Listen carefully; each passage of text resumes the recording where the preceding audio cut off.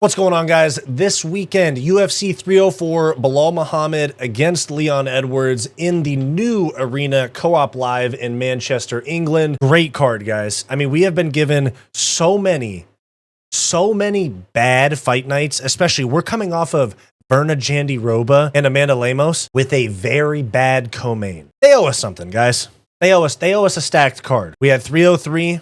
We didn't get Connor. We still got Alex Pereira, still got a great card, but we followed that up with a week off, and then Rose against Tracy Cortez on short notice, and then we had Jandiroba and Lemos. But today we're going to talk about this weekend's card. We're going to take a look at some of the notable matchups. So stick around to hear my thoughts on the fights to watch for UFC 304. I'm Wyatt.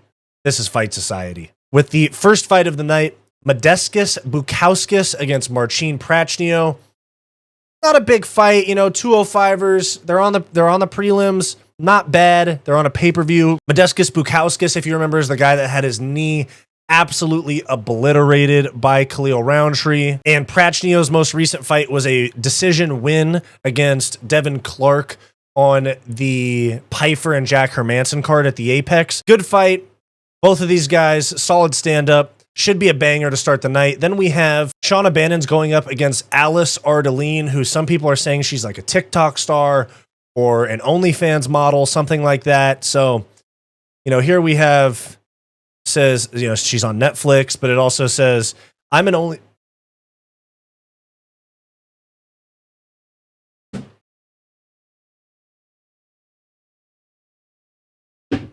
Sorry, guys, there was literally an earthquake while I was recording. But this says, I'm an OnlyFans star and an MMA fighter who got kicked out of a gym when wives complained. Now I'm fighting at UFC 304. This is her. She's from Romania, based in Birmingham, England. She was picked for a short notice fight on the card. She was knocked out by Weili Zhang in 2016, but she's won 5 fights in a row. She's 9-5.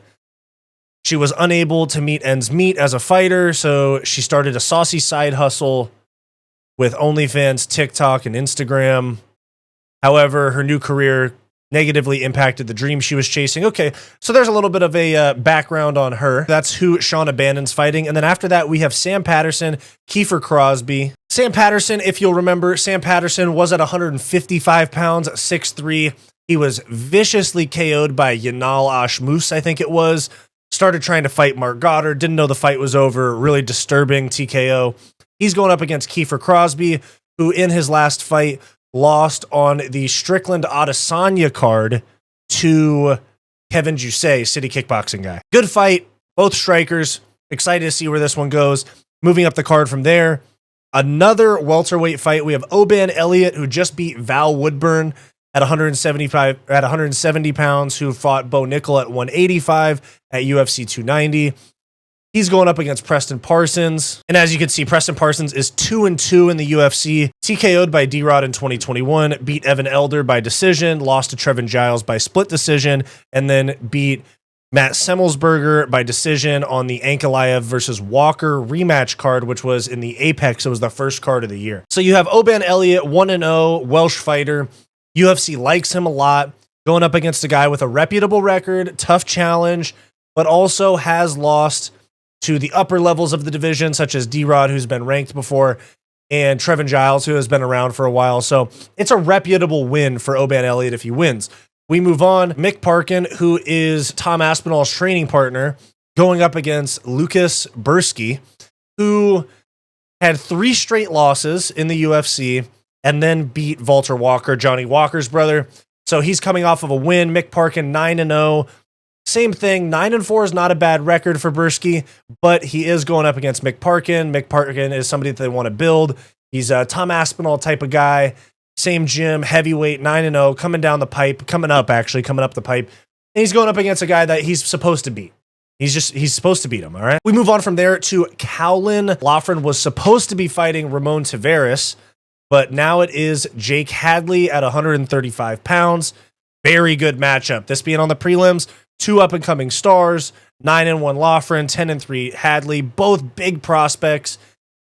Both of these guys are really good. Neither of these guys loses stock with a loss. I mean, you got this kind of stocky, block-headed Loughran going up against a lankier, faster Jake Hadley. This should be a really good fight. Loughran's going to try to mix in the boxing with his wrestling. Hadley's going to try to keep it standing. Very good fight. Very good fight to keep an eye on. Moving up for the card from there, we have Molly McCann versus Bruna, Brasil. Now, Molly McCann is undefeated since moving down to 115 pounds. This should be another winnable fight for her against Bruna, Brasil. They do like Molly McCann, the UFC. They do want her to win fights. But if she loses this fight, she's a bum. She's trash. She should be cut from the sport. Terrible if she loses this fight. She's being handed gimmies, such as Julia Stoilarenko, and she gets submitted in the first round. Not trying to be too much of a hater, but it is what it is. You're not performing very well against non-elite competition. So here we are. You have to move down in weight. Hopefully you can keep winning, and your star can be built off of Patty's back, which is basically what it's been so far. And not to hate on Molly too much, because I've seen she has a lot going on in her personal life. I'm just speaking from a performance standpoint. She has a lot going on in her personal life. I can relate to that, so I'm not trying to be too much of a hater, but she is not performing in the cage all that well. She did beat Diana Belbita, who's also terrible in her last fight. So 1-0 at strawweight. We'll see what happens from there. Moving on from there, we should have a fight that should be an absolute banger. Nathaniel Wood versus Daniel Pineda. Nathaniel Wood's always down to scrap. Great fighter. He's gotten robbed a couple times, going up against a very experienced Daniel Pineda. I'm going to lean Wood, but this is going to be a banger fight. This got scrap written all over it. We move on from there, which to a fight that was originally going to be on the main card, but it looks like they want to get it some more exposure, put it on the ESPN prelims. We have Mokaev against Manel Kape. It was supposed to be Mokaev and Kape in the past, if I'm not mistaken, and it ended up being Mokaev and Alex Perez. I can't remember. Oh, no. Manel Kape was supposed to fight Matus Nicolau. Manel Kape pulled out. Weight cut problems. Alex Perez filled in, got a main event. That's what it was. KO, that's what it was. He's going up against Muhammad Mokaev. Winner of this fight might fight Pantoja. Right now, there's a lot of possible options for Pantoja. You have the winner of this fight. You have Tatsuro Taira's up there. You also have the floating rumors of Kai Asakura coming over from Ryzen. And you also have, people are talking about this, DJ coming back to the UFC, Demetrius Johnson. Pantoja did say his next fight is going to be announced soon. He did say it's going to be against somebody that nobody would expect. So that makes people think, oh, Kai Asakura, Demetrius Johnson. It's probably going to be Tatsuro Taira in Japan. Fight night main event with the flyweight title on the line. And then you put Kai Asakura against somebody else as the co-main event, something like that. But I think at some point, Tatsuro Taira, Kai Asakura, huge flyweight pay-per-view main event in Japan at some point. Kai Asakura moves tickets in Japan. Muhammad Mokaev and Manel Kape. You're going to have Manel Kape striking, going up against Muhammad Mokaev's very tough grappling, boring grappling, but we'll see what happens if the fight even takes place, because Manel Kape could miss weight. If he misses weight again, either cut him or move him up to 35. We move on from there to the main card. Arnold Allen versus Giga Chikadze. Arnold Allen coming off of his loss at UFC 297 to Movsar Evloev. Giga Chikadze has been out for a while. One fight in the last 2.5 years, and it was against Alex Caceres by unanimous decision. Before that, he lost to Calvin Kattar, got absolutely mauled in that fight, especially at the end where Calvin Kattar was eating him up with elbows. But Chikadze's had injuries, health problems, something like that. But good to see him back. Very exciting striker. This fight has banger written all over it. I'll probably lean towards Allen due to activity and well-roundedness, but we'll get to the picks later in the week. Very good fight. Fight of the night written all over it. I'm telling you, the way I see it right now is the fight of the night will either be Nathaniel Wood versus Daniel Pineda or Arnold Allen against Giga Chikadze. We move on up the card. Christian Leroy Duncan against Gregory Robocop Rodriguez. Maybe they're trying to push Christian Leroy Duncan. I just don't fully understand why this is on the main card over Mokaev versus Kape. This could have been the ESPN prelim that they used to showcase the last fight of the prelims, but they have tended to do this a little bit recently where they sacrifice a main card slot for a lesser fight, and they put the fight that should have been on the main card as the featured prelim. UFC, stop being lazy. Leave whatever main card fights should be on the main card and give us a good prelim with prospects. Nathaniel Wood, Daniel Pineda would have been fine. Leroy Duncan versus Rodriguez too as the featured prelim. But no, we got to put Kape and Mokaev on the prelims and put this unranked middleweight matchup on the main card. Now, I know it's in England. Duncan has a good following, good matchup against Rodriguez. Winner will get Brad Tavares, somebody like that, like a low-level ranking guy. Chris Curtis, somebody like that. But good fight, going to mostly be on the feet. I'll lean towards Duncan in that, but still should be a prelim fight. Moving up the card from there, we have Bobby Green, Paddy Pimblett, the boxer against the grappler, Bobby King Green. I'm not calling him that shit, but Paddy the Baddie and Bobby King Green. In terms of shit talk and hype, the fight is going to bring the most fanfare due to trash talking to the fight. The press conference is going to be dominated by these two guys. Bobby Green, good offensive wrestling. We haven't seen him with a ton of defensive grappling. I mean, he's not bad. He's not bad. Very good boxer, though. Absolutely pieced Jim Miller at UFC 300. He's going up against Paddy Pimblett. This fight has the makings of either a round one sub for Paddy or Paddy just getting the head boxed off of him for the whole 3 rounds, looking like Jim Miller, just eating shots because we saw Luigi Vendramini, Jared Gordon, everybody lands that left hook for one, but Paddy also leans back on his striking, and that makes me feel that Bobby Green, the way low hands, the way he hops in and out, hops in, throws a 1-2 from his hips, clips Paddy bad. So I think this fight's going to have a lot of fanfare, and it's either going to be quick win for one of them, like first 2 minutes, either Paddy gets dropped and TKO'd, or Bobby Green gets submitted, or it's a very dominant 3-round decision one way or the other. Maybe Paddy dominates Bobby on the ground like he did Tony, and it's just a boring performance, or Paddy gets the brakes beaten off of him for 15 minutes. But great fight. This will be the most fan-attractive fight on the card. We move up from there to an interim. Okay, we move up to an interim title defense for Tom Aspinall. He has won and defended the heavyweight belt now. He won it in November. Now we're in July. So a win and a defense in 8 months. John Jones won the belt in March of 23, and we're not going to see him until November of 24. It's going to be a year and 8 months between title win and title defense. Aspinall might have another defense after this fight if he wins. This is the real undisputed title. Should be Aspinall Pereira undisputed heavyweight title. That's what I want to see.